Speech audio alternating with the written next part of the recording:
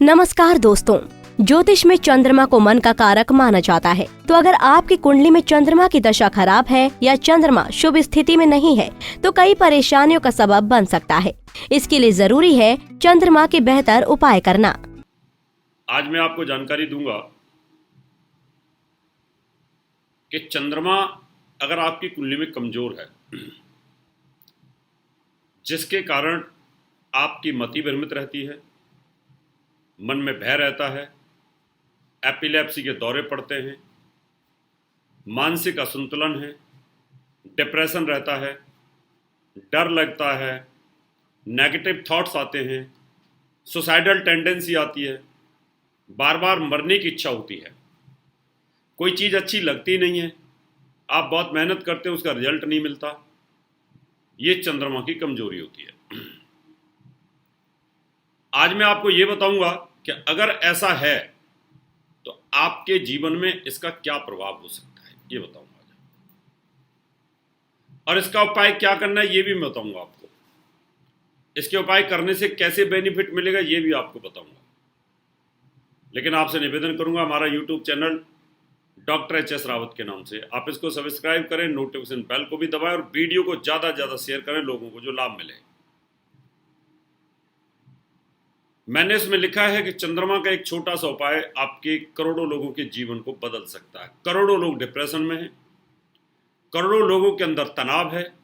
इसके वैज्ञानिक आधार को समझने की जरूरत और उपाय करने की जरूरत है। चंद्रमा मनसो जातः, चंद्रमा मन का कारक है।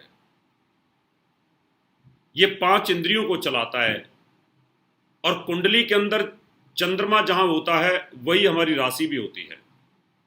चंद्रमा जिस नक्षत्र पर होता है उसी नक्षत्र से हमारी दशा का निरूपण भी होता है।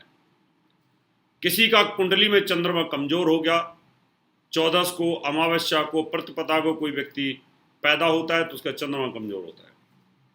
चंद्रमा राहु के साथ अगर कुंडली में है तो चंद्रमा कमजोर होता है।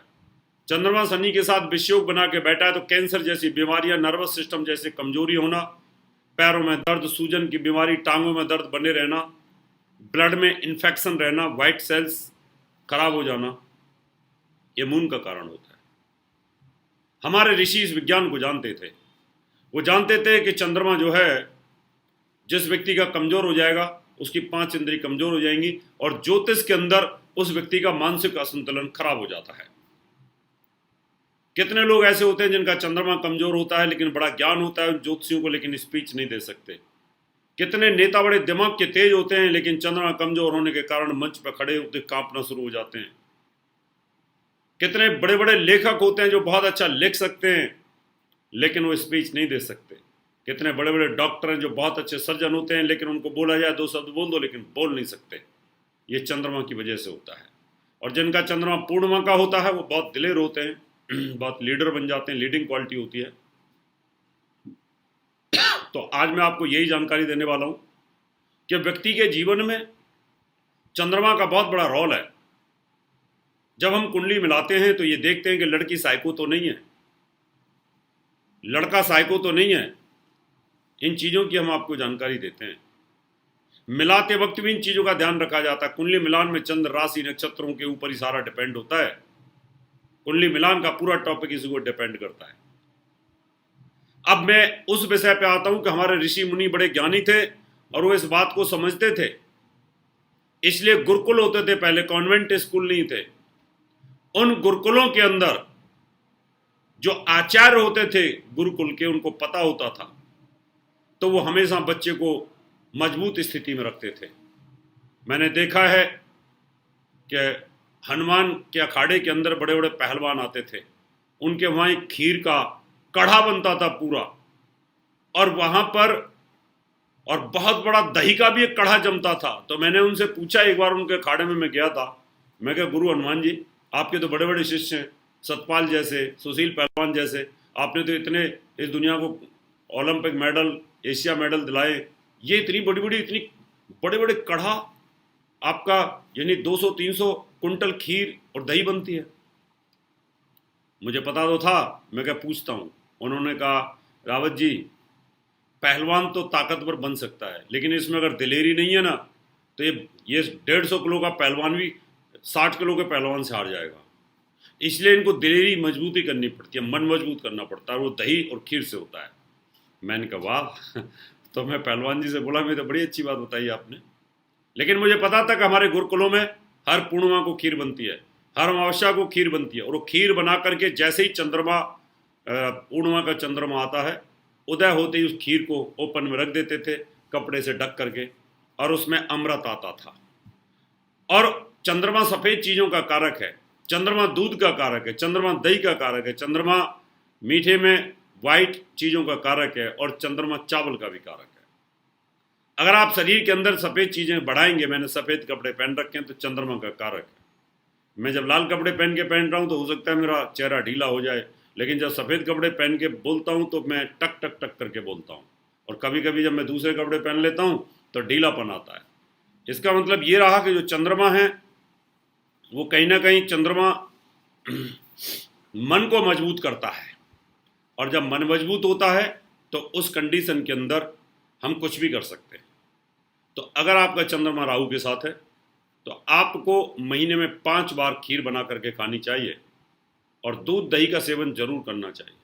सुबह 1 गिलास दही पीनी चाहिए, शाम को 1 गिलास दूध पीना चाहिए, चांदी के गिलास में पानी पीना चाहिए। अमावस्या के अंदर भी आपको खीर का इस्तेमाल करना चाहिए, क्योंकि अमावस्या को चंद्रमा कमजोर होता है, और चंद्रमा कमजोर होता है तो हमें डिप्रेशन आता है। हर घर में अमावस्या के दिन कहीं ना कहीं झगड़ा होता है, तनाव आ जाता है। जब चंद्रमा गोचर में राहु के साथ हो और आपको डिप्रेशन फील होता है तो उस समय भी आप इस उपाय को कर सकते हैं, खीर का सेवन 2 दिन खा सकते हैं। चंद्रमा शनि के साथ जब विषयोग बनाता है उस समय भी अगर आप खीर का इस्तेमाल करते हैं, दही दूध का इस्तेमाल करते हैं, सफ़ेद कपड़े पहनते हैं, चांदी के गिलास का पानी पीते हैं, तो निश्चित तौर पर आपका मन मजबूत होगा। और अगर आपके बाई बर्थ मन में भैम, कोल्ड, कफ, टेंशन, तनाव, डिप्रेशन फील होता है तो आपको महीने में 2 बार खीर का सेवन करना ही चाहिए, यानी पूर्णिमा के दिन और अमावस्या के दिन। अमावस्या के दिन खीर को खुले में नहीं रखना चाहिए। पूर्णिमा के दिन जैसे ही चंद्रमा उदय होता है वैसे उस खीर का सेवन भी करना चाहिए, यानी सुबह खा सकते हैं, 3 बार खा सकते हैं, 3 टाइम खा सकते हैं, थोड़ा थोड़ा करके खा सकते हैं, तो आपको बड़ा आनंद आएगा। चंद्रमा का इससे बढ़िया उपाय पूरी ज्योतिष के अंदर नहीं है। आप करिए, आपका बच्चे का पढ़ने में मन नहीं लगता है, पढ़ने में लग जाएगा। आप डिप्रेशन में रहते हैं, आपको आराम आना शुरू हो जाएगा। इसी तरह की और भी जानकारी लेने के लिए हमारे चैनल को सब्सक्राइब करें और नई वीडियो की नोटिफिकेशन के लिए बेल आइकॉन दबाएं। अगर आप ये वीडियो फेसबुक पर देख रहे हैं तो वीडियो को लाइक और शेयर करें। साथ ही अपनी राय कमेंट बॉक्स में जरूर बताएं। धन्यवाद।